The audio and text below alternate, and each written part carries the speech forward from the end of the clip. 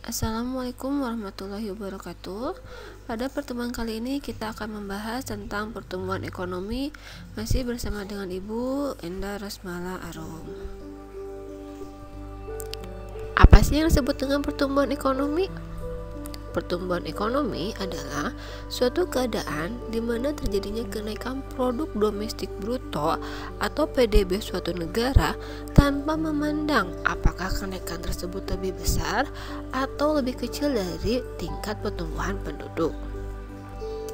Untuk mengukur pertumbuhan ekonomi suatu negara atau laju pertumbuhan ekonomi suatu negara bisa menggunakan rumus RT sama dengan PDBT dikurangi PDBT min 1 per PDBT min 1 dikali 100%, di mana R adalah tingkat pertumbuhan ekonomi dinyatakan dalam persentase, sedangkan PDBT adalah pendapatan nasional real pada tahun tertentu, dan PDBT min 1 adalah pendapatan nasional real pada tahun sebelumnya. Contoh soal pertumbuhan ekonomi. Pada tahun 2016, PDB real Indonesia adalah sebesar 1.500 triliun, sedangkan PDB real tahun 2015 adalah sebesar 1.200 triliun. Berdasarkan data tersebut, hitungan laju pertumbuhan Indonesia tahun 2016. Maka diketahui di sini adalah PDB tahun 2016 adalah 1.500 triliun. PDB tahun 2015 adalah sebesar 1.200 triliun. Ditanyakan R atau laju pertumbuhan ekonomi pada tahun 2016. Maka R 2016 sama dengan PDB 2016 dikurangi PDB 2015 dibagi PDB 2015 dikali 100%. Maka laju pertumbuhan 2016 sama dengan 1.500 dikurangi 1.200 triliun per 1.200 triliun dikali 100%. Maka laju pertumbuhan tahun 2016 sebesar 25%. Jadi pertumbuhan ekonomi tahun 2016 atas dasar tahun 2015 adalah 25%. Faktor-faktor yang mempengaruhi pertumbuhan ekonomi. Yang pertama adalah sumber daya alam. Kekayaan alam yang terdiri atas bumi, air, barang tambang, dan lain-lain sangat berarti bagi kegiatan perekonomian suatu negara. Karena kekayaan yang melimpah memudahkan suatu negara untuk melakukan kegiatan produksi dan kegiatan perekonomian lainnya. Yang kedua adalah sumber daya manusia. Kualitas dan kuantitas sumber daya manusia sangat mempengaruhi pertumbuhan ekonomi. Jumlah penduduk erat hubungannya dengan peran manusia sebagai tenaga kerja dan pelaku ekonomi. Jumlah penduduk yang besar tanpa diimbangi dengan peningkatan kualitas hanya akan menimbulkan masalah sosial dan pengangguran. Kualitas tenaga kerja di sini antara lain meliputi keterampilan, penguasaan teknologi maju, dan sikap yang baik. Ketiga adalah modal. Penanaman modal, semakin banyak modal yang ditanamkan, maka makin banyak pula barang dan jasa yang dihasilkan dalam perekonomian. Tanpa modal, suatu negara tidak akan mampu melakukan kegiatan produksi, sehingga pertumbuhan ekonomi tidak akan terwujud. Yang terakhir adalah teknologi. Teknologi merupakan alat atau media dalam pertumbuhan ekonomi. Pengembangan dan penggunaan teknologi akan mempermudah dan meningkatkan produksi, sehingga akan mempengaruhi juga yang namanya pertumbuhan ekonomi. Teori pertumbuhan ekonomi adalah teori yang membahas pertumbuhan ekonomi yang dialami oleh suatu negara. Teori ini terbagi menjadi 3. Yang pertama adalah teori pertumbuhan ekonomi historis, yang kedua adalah teori pertumbuhan ekonomi klasik, dan yang ketiga adalah teori pertumbuhan ekonomi neoklasik. Teori pertumbuhan ekonomi historis. Tokoh yang pertama adalah Friedrich List. Menurutnya, pertumbuhan ekonomi yang dialami suatu negara berdasarkan produksi dan mata pencaharian masyarakat. Adapun tahapannya adalah sebagai berikut. Yang pertama adalah masa berburu dan mengembara. Pada tahap ini, masyarakat memenuhi kebutuhannya hanya dari alam. Pada masa ini, belum ada pertukaran. Manusia hanya memenuhi kebutuhannya sendiri. Yang kedua adalah masa beternak dan bertani. Pada tahap ini, manusia sudah mulai menetap di suatu tempat.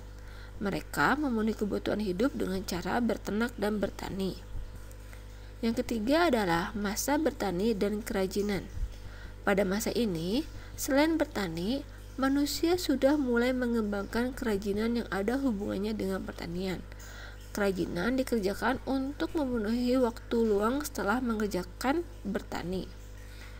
Yang keempat adalah masa kerajinan, industri, dan perniagaan. Pada masa ini, selain kerajinan, manusia juga telah melakukan kegiatan industri, yaitu mendirikan pabrik-pabrik dan perniagaan. Yang kedua adalah Karl Bacher.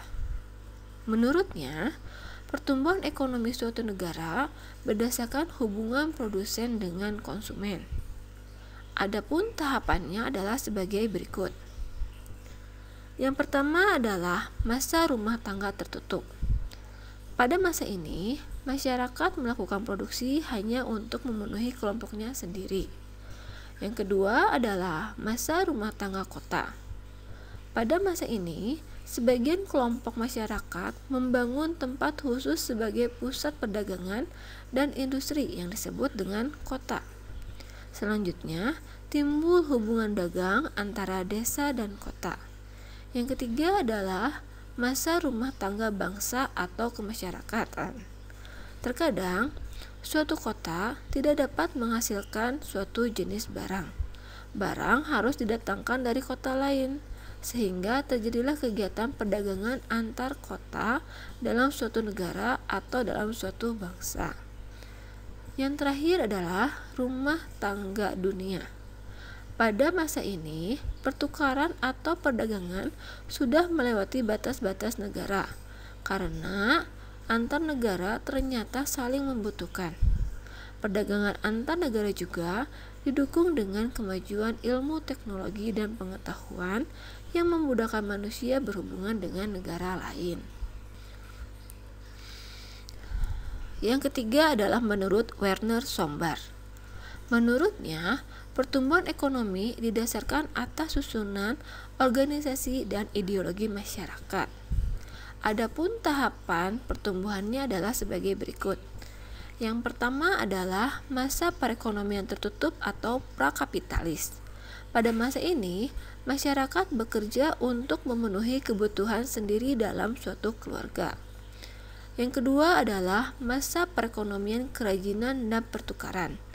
Pada masa ini, masyarakat sudah mulai mengenal uang dan mulai memupuk keuntungan dan kekayaan. Yang ketiga adalah masa perekonomian kapitalis raya. Pada masa ini, kehidupan hanya diarahkan untuk mencari keuntungan sebanyak-banyaknya, sehingga muncul kaum kapitalis atau kaum yang bermodal besar dan kaum buruh, yaitu kaum pekerja. Yang terakhir adalah masa perekonomian kapitalis akhir. Pada masa ini, adanya kesenjangan kesejahteraan antara kaum kapitalis dengan kaum buruh. Yang keempat adalah Walt Whitman Rostow. Menurutnya, pertumbuhan ekonomi berdasarkan sejarah. Seluruh negara mengalami 5 tahap pertumbuhan ekonomi. Adapun tahapan ekonominya adalah sebagai berikut. Yang pertama adalah perekonomian tradisional. Pada masa ini, ekonomi didominasi oleh sektor pertanian yang sangat tradisional dan adat istiadat masih berperan kuat. Yang kedua adalah perekonomian transisi. Kegiatan ekonomi mengalami perubahan dari agraris menjadi industri dan perdagangan. Ketiga, perekonomian lepas landas. Pada masa ini terjadinya kemajuan yang sangat tinggi dalam sektor industri. Yang keempat, perekonomian menuju kedewasaan. Pada masa ini ditandai dengan kemampuan negara dalam menyelesaikan kesulitan ekonomi tanpa meminta bantuan dari negara lain. Yang terakhir adalah perekonomian dengan tingkat konsumsi tinggi. Pada masa ini masyarakat sudah mencapai kemakmurannya. Yang kedua adalah teori pertumbuhan ekonomi klasik. Tokoh yang pertama adalah Adam Smith. Menurutnya, pertumbuhan ekonomi berkaitan dengan unsur pertumbuhan produksi atau output dan pertumbuhan penduduk. Output di sini dipengaruhi oleh sumber daya alam, sumber daya manusia, dan sumber daya modal. Yang kedua adalah menurut David Ricardo. Menurutnya, the law of diminishing return, artinya pertumbuhan penduduk yang semakin besar menyebabkan penurunan upah dan ekonomi menjadi stagnan. Maksudnya di sini adalah hukum pertumbuhan yang semakin berkurang dengan kemajuan teknologi. Tenaga kerja yang melimpah akan menyebabkan upah yang diterima menurun, di mana upah ini hanya bisa untuk membiayai tingkat hidup minimum. Pada taraf ini, perekonomian mengalami stagnasi atau yang disebut dengan stationary stage. Teori pertumbuhan ekonomi neoklasik yang pertama adalah Harold Domart. Menurutnya, pertumbuhan ekonomi dipengaruhi pertambahan modal yang akan meningkatkan produksi, di mana produksi ini akan meningkatkan pendapatan nasional, kemudian pada akhirnya akan meningkatkan pertumbuhan ekonomi. Intinya, semakin tinggi tingkat tabungan, semakin tinggi pula modal dan output yang dihasilkan, di mana output dan modal yang dihasilkan ini akan meningkatkan pendapatan nasional termasuk pertumbuhan ekonomi. Yang kedua adalah Robert Solow. Menurutnya, pertumbuhan ekonomi akan tercapai jika ada pertumbuhan output. Nah, pertumbuhan output sendiri terjadi jika dua faktor input, yaitu modal dan tenaga kerja, dikombinasikan, sedangkan faktor teknologi dianggap konstan atau tidak berubah. Adapun modal di sini adalah bahan baku, mesin, peralatan komputer, bangunan, dan uang. Yang ketiga adalah Sam Peter. Menurutnya, pertumbuhan ekonomi terjadi bila ada inovasi dari para pengusaha. Dalam hal ini, inovasi merupakan penerapan pengetahuan dan teknologi baru di dunia usaha. Ketika tingkat kemajuan ekonomi semakin tinggi, maka kemungkinan untuk melakukan inovasi semakin terbatas. Sulitnya melakukan inovasi membuat pertumbuhan ekonomi menjadi lambat, hingga akhirnya terhenti pada titik tertentu atau stationary stage. Sekian materi tentang pertumbuhan ekonomi. Semoga kalian mengerti dan memahaminya. Akhir kata, Ibu ucapkan terima kasih. Wassalamualaikum warahmatullahi wabarakatuh.